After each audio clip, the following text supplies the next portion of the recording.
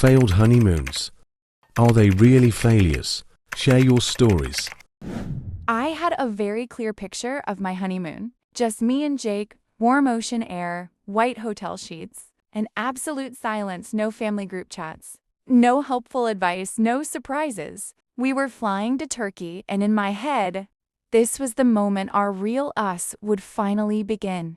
Then, at the airport check-in line, I heard a voice that absolutely did not belong in this story. Emily?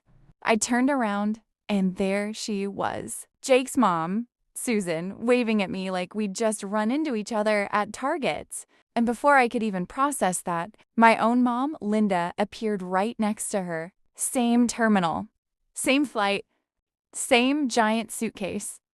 I thought it would be nice, my mom said, smiling. It was not nice. We later discovered that, completely independently, both moms had decided to surprise us. Same resort, same dates, rooms on the same floor. We won't get in your way, Susan promised. That was the first lie of our honeymoon. They woke up earlier than we did every single morning and waited for us at breakfast. Every meal turned into an interrogation. Was I eating enough? Why did Jake drink so much coffee? And when were we planning to have kids, preferably soon? Every attempt at romance ended with a knock on the door. Just for a minute. Those minutes swallowed entire days. On the third day, they finally turned on each other. A full-blown argument by the pool, loudly debating whose child mattered more in this marriage. Half the hotel watched. The manager brought free champagne to calm everyone down. That night, Jake and I escaped to the beach. No phones, no explanations, just us. We sat there listening to the waves, laughing, not because it was funny, but because it was so completely absurd. If we survive this, Jake said, we can survive anything. The honeymoon was ruined, but somehow, our marriage was just getting started.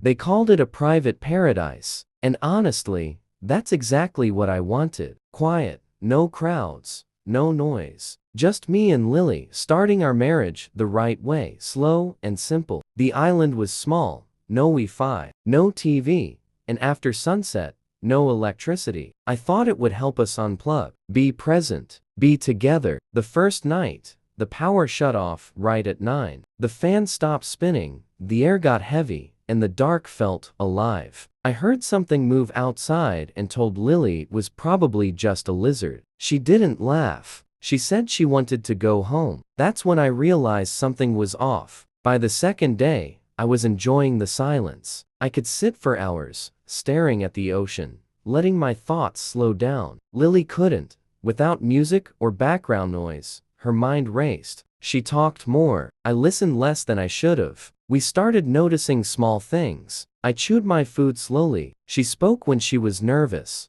A lot. At night, a storm hit the island. Rain slammed the roof. The wind shook the bungalow. Around 2 in the morning, a palm tree crashed down just a few feet from our door. Lily was shaking. We should leave, she said. I knew the truth. The boat wouldn't come for 3 more days. I said it out loud. She cried. I stayed quiet not because I didn't care, but because I didn't know how to fix it. None of us slept. On the 4th morning, we sat on the beach, exhausted, watching the ocean like nothing had happened. The island was still beautiful, perfect, even. I thought this place would bring us closer, Lily said. It did, I answered. Just not the way we expected. The island didn't break our marriage. It stripped away the noise and left us face to face with who we really were.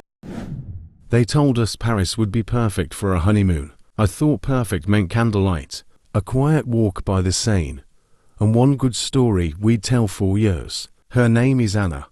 I'd planned the whole night. A little bistro off a narrow street, a table with a view of the lanterns, and a surprise 12 oysters. I'd pretended were for both of us, but secretly ordered so she could try something new. I wanted the moment to feel cinematic, like something out of a movie we'd finally star in. The first course came, and everything was exactly right. The oysters were briny and cold. She smiled like she always does when she tries something for the first time. I watched her more than I tasted mine. The city hummed around us. I felt like the luckiest man on earth. 15 minutes later, She reached across the table and squeezed my hand. Her face changed. Her smile didn't reach her eyes. I remember thinking, that's not a good look. Then the color drained from her face. She leaned over and whispered, my stomach hurts. We left the restaurant trying to be casual. I was not casual. By the time we reached our little hotel, she was pale and cold sweating, clutching her stomach. I called the front desk like a man who suddenly knows nothing. The concierge found a taxi, and I held Anna's hand the whole way to the emergency room. Food poisoning is one thing. Watching the person you love get sicker and sicker while you can do almost nothing except hold their hand, call the doctor, and whisper bad jokes to keep their mind from the pain, that's another. They gave her fluids. They checked her vitals. And at one point a nurse asked if I wanted her to fetch anything. I said, bring her a gallon of patience, and she laughed, which felt like a small victory. We spent the night under fluorescent lights instead of chandeliers. No romantic dinner, no late night walk. The honeymoon brochure in my bag might as well have been firewood, but there was something else there, plain, stubborn, and real. Anna fell asleep with her head on my shoulder between 4 beeps, and when she woke up the next morning, she grabbed my hand and said, thanks for not freaking out. I wanted to hug her so hard I forgot to breathe. The story we tell now isn't about oysters or Parisian rooftops. It's about the night I learned how quiet love can be, steady, practical, and a little messy. The honeymoon wasn't ruined so much as it was rearranged. And if you ask me which memory I'd pick, the candlelight or the chair, I'll tell you the same thing every time. I'd pick the chair, because that's where I saw what loyalty looks like, emotion. We booked the room from the pictures, a luxury suite with a big window and a city view. I pictured mornings on the balcony with coffee. She pictured late night walks down lit streets. My name's Ben, hers is Olivia. Our honeymoon was supposed to be quiet sleep, slow mornings, a lot of laughter. The first night we learned the pictures lied. Beneath our window a club was pounding. Bass thudded through the walls. People gathered in the hallway, and the window shook along with my heartbeat. Olivia laughed through her irritation. I tried to figure out how to tell the manager without sounding dramatic. He smiled and called it part of the local charm. Nights got short. Music and shouting shredded our attempts at being alone. Olivia woke with a bass in her bones. I dragged through mornings with dark circles and a bad mood softening into something else. One morning, while packing, I caught my reflection and realized we had two choices: snap at each other, or find the humor in being stranded by bad photos. So, we went downstairs not to complain, but to see what the noise actually was. It turned out the club was an old jazz bar with neon signs for a DJ. Mixed electronic beats with a live sax. Two older people pulled us into a slow dance. They were celebrating 40 years together. They told us they, too, had chased the perfect honeymoon and never found it. Instead, they found stories. We danced until dawn, laughed with strangers at the bar, and swapped half-broken jokes about our broken expectations. When we finally returned to the room, exhausted and smiling, the city outside still hummed. Our trip wasn't the postcard image, but it felt honest.